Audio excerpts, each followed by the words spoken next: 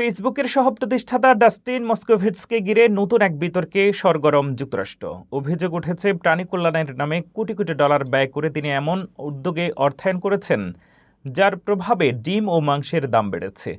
একই সময়ে বিকল্প খাদ্য কোম্পানিতে তার বড় বিনিয়োগ নিয়েও উঠেছে স্বার্থের সংঘাতের প্রশ্ন। বিস্তারিত দেখুন প্রতিবেদনে।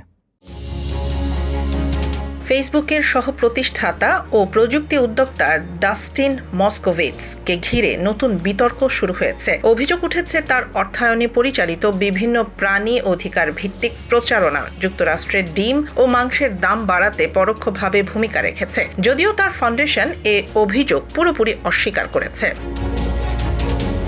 প্রতিবেদন অনুযায়ী মস্কোভিটসের দাতব্য প্রতিষ্ঠান কোফিশিয়েন্ট গিভিং 2016 সালের পর থেকে শিল্প খামারে প্রাণী কল্যাণ সংক্রান্ত বিভিন্ন প্রচারণায় $480 মিলিয়ন বেশি অনুদান দিয়েছে। সমালোচকদের দাবি, এই অর্থ ব্যবহার করে বিভিন্ন সংগঠন আইনি লড়াই, জনমত গঠন এবং নীতিগত পরিবর্তনের মাধ্যমে প্রাণী খামারের ওপর চাপ সৃষ্টি করেছে, যার ফলে উৎপাদন ব্যয় বেড়েছে এবং শেষ পর্যন্ত সেই প্রভাব পড়েছে ভোক্তাদের ওপর।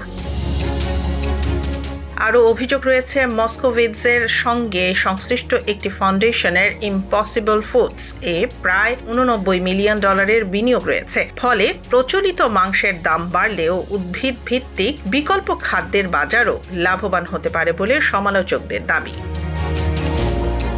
অন্যদিকে ক্যালিফোর্নিয়ার এক ডিম উৎপাদনকারী খামার মালিক জানান, নতুন প্রাণী কল্যাণ আইনের কারণে তাদের খামারের বড় ধরনের পরিবর্তন আনতে হয়েছে। এতে উৎপাদন খরচ বেড়েছে এবং সেই অতিরিক্ত ব্যয় শেষ পর্যন্ত ভোক্তাদেরই বহন করতে হচ্ছে। তবে কোফিশিয়েন্ট গিভিং বলছে তাদের একমাত্র লক্ষ্য শিল্প খামারে প্রাণীদের দুর্ভোগ কমানো। সংস্থাটির দাবি, তারা কোনো বাণিজ্যিক লাভের উদ্দেশ্যে কাজ করে না এবং সংশ্লিষ্ট বিনিয়োগ থেকে অর্জিত সম্ভাব্য মুনাফাও দাতব্য কার্যক্রমেই ব্যয় করার আইনি বাধ্যবাধকতা রয়েছে।